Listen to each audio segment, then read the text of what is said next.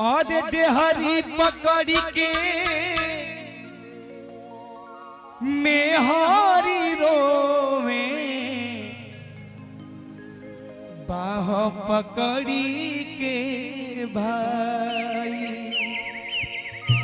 अरे भाई हो बाह पकड़ी के भाई बीच अंगनवा माता जी रोवे अरे बबुआ के हो खाता विदाई भंवरवा अरे भंवरवा के तोहरा संगे जाई भंवरवा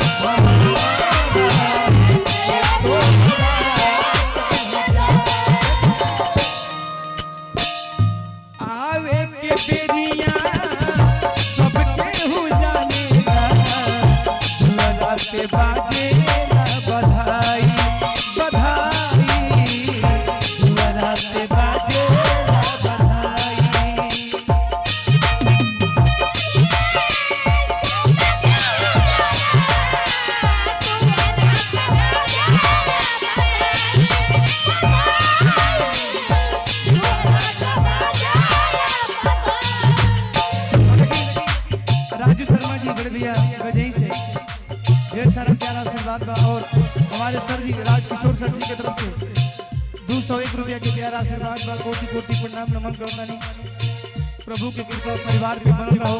लेकिन ये जान ली ये समय में बिना वजह के केहू के कष्ट देवे के नहीं चाहिए। ऐसे रउआ जौन कर्म करे वही के भागी बानी। लोग मंदिर में जाला आशीर्वाद लेवे खातिर के भगवान से, साधु महात्मा जी के लोग जाला आशीर्वाद देवे खातिर के हम कहतनी आशीर्वाद पौले से कुछ ना होई। भगवान केकर केकर पाप साधु बाबा साधु महात्मा लोग केकर पाप अपने लोगे रखी केहू पाप ना रखेला केहू के आशीर्वाद देले से कुछ होई ना। रोंगा अपने कर्म के भागी बानी, कर्म अच्छा करी केहू से आशीर्वाद मांगे की जरूरत ना पड़ी। कर्म करे अपने आप कष्ट दूर हो जाई जिंदगी से। जैसे आवे के बेरिया सबके हु जानेला दुआरा के बाजे बधाई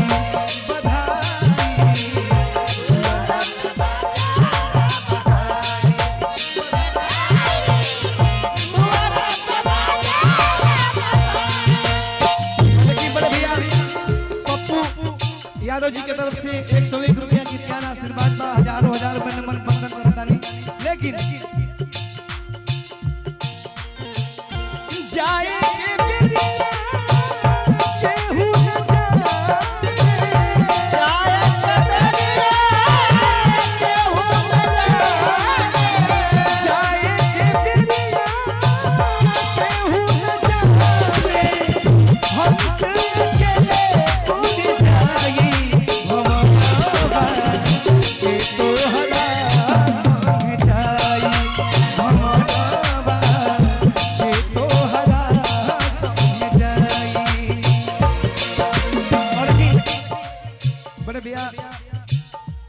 शिवम यादव जी के लगे से 101 रुपया की प्यारा आशीर्वाद बा।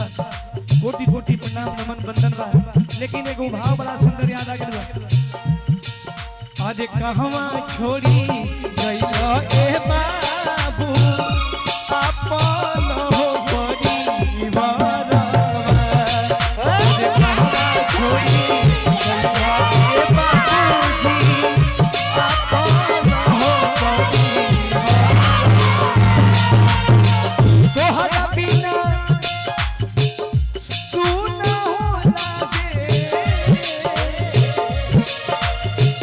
तोहरा बिना सुना हो लागे, घरवा हो दुआरवा।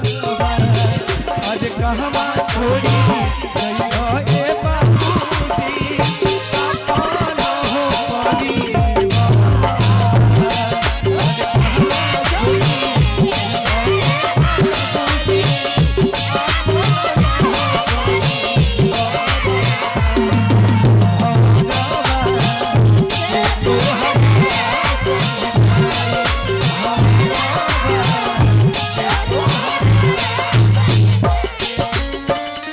देहरी पकड़ी के मेहरी रोवे, पकड़ी के भाई अरे भाई,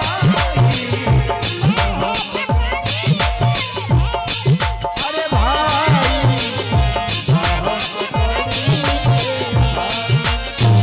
देहरी पकड़ी के मेहरी रोवे, पकड़ी के भाई पकड़ी के भाई। ओ भाई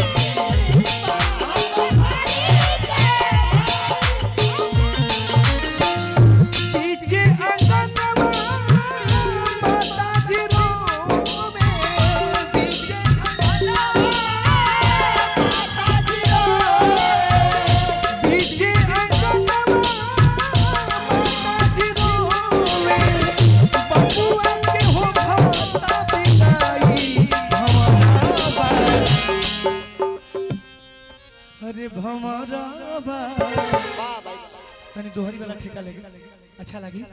अरे भमरावा के तोहरा संग जाई भमरावा।